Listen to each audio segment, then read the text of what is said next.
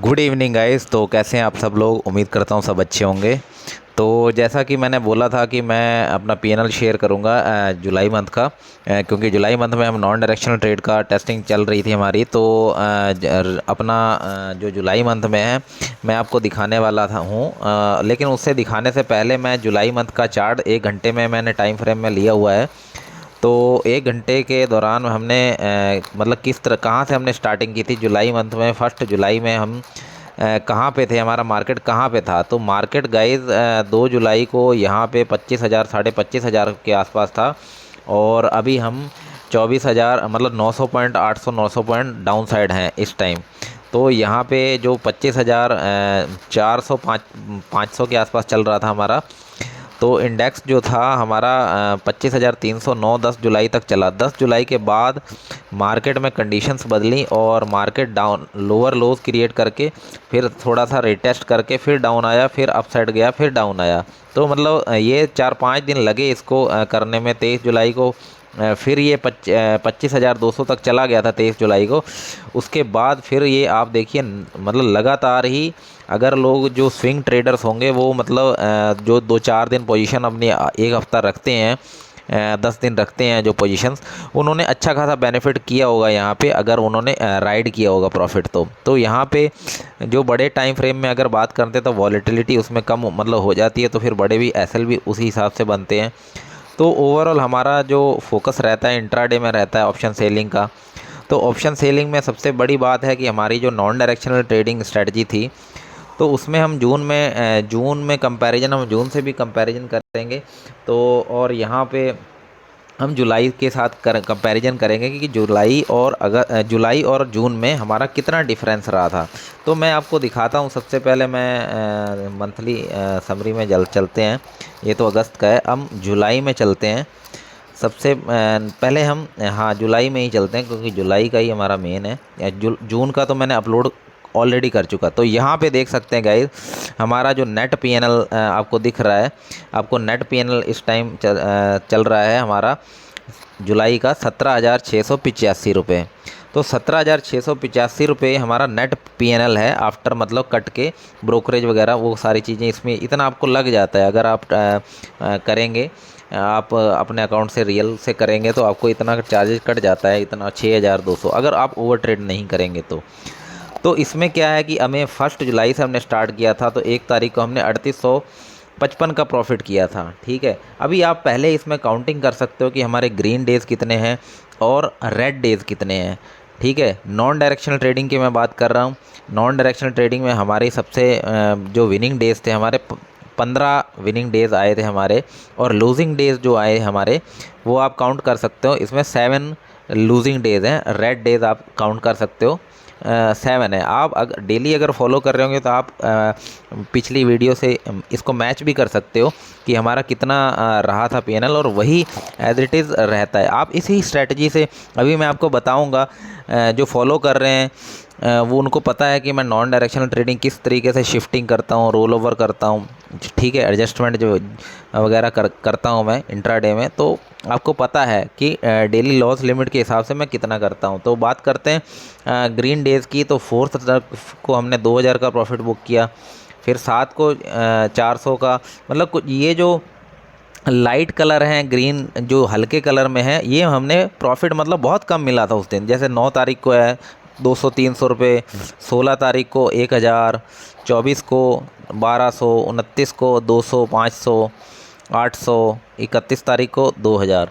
तो यहाँ पे हम अगर आप ग्रीन डेज़ हैं 15 में, लेकिन आप ये देखेंगे कि जो हमारे लूजिंग डेज़ हैं वो इतने ज़्यादा नहीं है। मतलब एक 28 तारीख को ही सबसे ज़्यादा हमने लॉस किया था।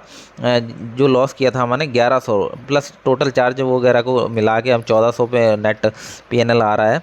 बट आप ये देखेंगे कि 28 तारीख को ही हमारा सबसे ज़्यादा हुआ था। 3 तारीख को हमारा 2,500 का हुआ था। और 28 तारीख को वो ज़्यादा थोड़ा डार्क कलर आ रहा था, मैं कंफ्यूज हो गया। तो 1,100 का इसमें मतलब 2,400 से ज़्यादा हमारा लॉस नहीं है मुझे लग रहा है। आप चेक कर सकते हैं इसमें 2 तारीख को कितना था हमारा 600 का, 11 तारीख को 300 का, 18 तारीख को 800-900 का, 22 तारीख को 61 रुपये का, और 25 तारीख को 200-300 रुपये के आसपास।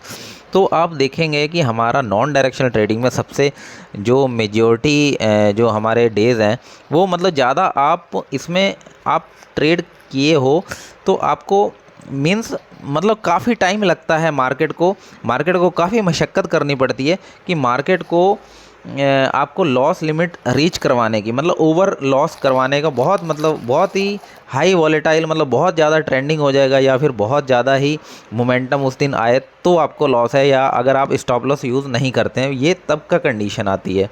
तो आपको ये समझना होगा, मैं हर वीडियो में आपको बताता हूँ, हर वीडियो में बताता हूँ कि आपको किस तरीके से काम करना है। अगर आप फॉलो करेंगे तो इसमें अगर हम एक एक लॉट से हम काम कर रहे हैं, ठीक है, हम एक एक लॉट से काम कर रहे हैं तो एक एक लॉट से हम कितना काम कर सकते हैं। देखिए आप अगर फॉलो करेंगे तो अभी मैं एक एक लॉट से ये जुलाई मंथ में मैंने काम किया।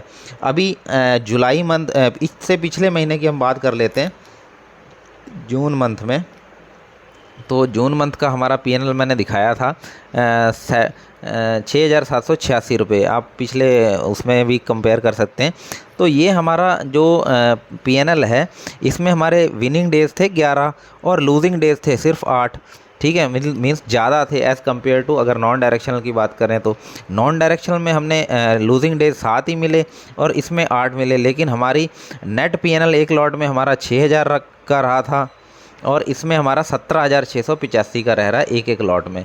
तो ओवरऑल हमारा एक एक लॉट में नॉन डायरेक्शनल में हम 3 गुना का रिटर्न जनरेट कर पा रहे हैं। ये सबसे बड़ी बात है, समझ रहे हैं आप, और बिना किसी टेंशन के ले रहे हैं।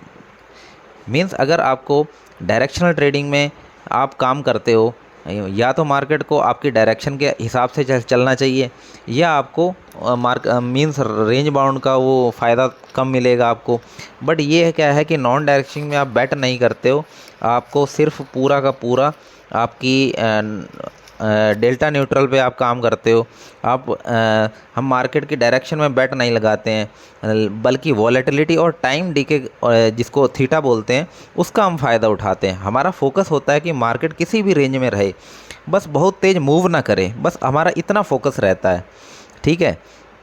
हम मीन्स हम मार्केट कहीं भी ना जाए, मतलब हमें कोई मतलब नहीं है मार्केट से, कहीं जाए ना जाए, बस हमें प्रीमियम मिल जाए, बस यही एक एज होता है एक सेलर के पास। बस इसी पे अगर आप फोकस करेंगे, इसी स्ट्रेटजी को आप काम करेंगे, तो मैं समझता हूँ जैसे शॉर्ट स्ट्रैडल में बताता हूँ, शॉर्ट स्ट्रैंगल बताता हूँ, तो आपको ये सारी चीज़ें मिल जाएंगी नेट पे कि शॉर्ट स्ट्रैडल क्या होता है, शॉर्ट स्ट्रैंगल का क्या होता है, वो सारी चीज़ें आपको मिल जाएंगी, उससे कोई दिक्कत नहीं है।